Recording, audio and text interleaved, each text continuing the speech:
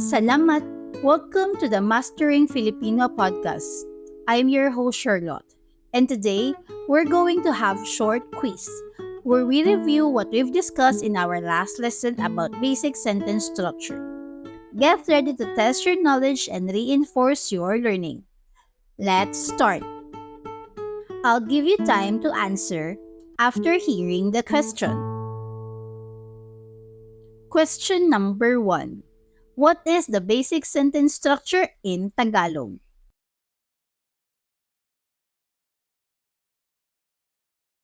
Well done! The answer is the basic sentence structure in Tagalog follows the subject-verb-object order.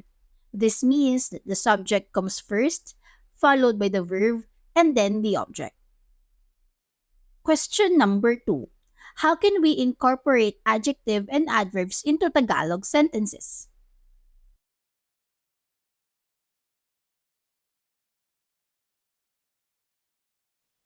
Bravo! The answer is we can include adjective and adverbs to provide more information to enhance the sentences. Question number 3. Why is it important to pay attention to the position of each element in the Tagalog sentences?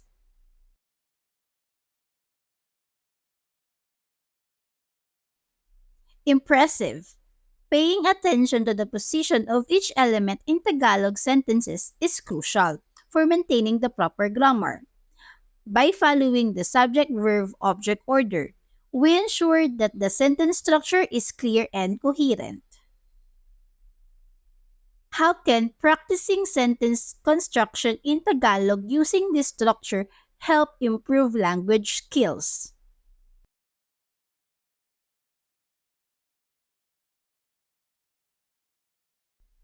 Outstanding!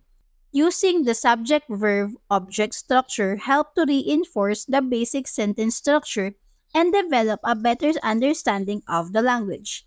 It allows the learner to express themselves accurately and effectively in Tagalog.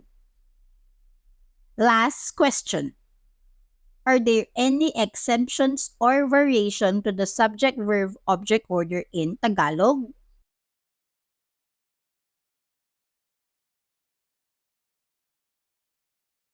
Superb! The subject-verb-object order is the most common sentence structure in Tagalog. There are exemption and variation depending on the specific context. However, understanding the basic subject-verb-object order is a solid foundation for constructing Tagalog sentences. That wraps up our quiz segment for today's episode. I hope you enjoyed testing your knowledge. Remember, quizzes are the great way to reinforce your understanding and improve your language skills. Whether you ace this quiz or encounter some challenging question, don't be discouraged. Language learning is a journey, and every step forward brings you closer to fluency. Salamat at hanggang sa muli.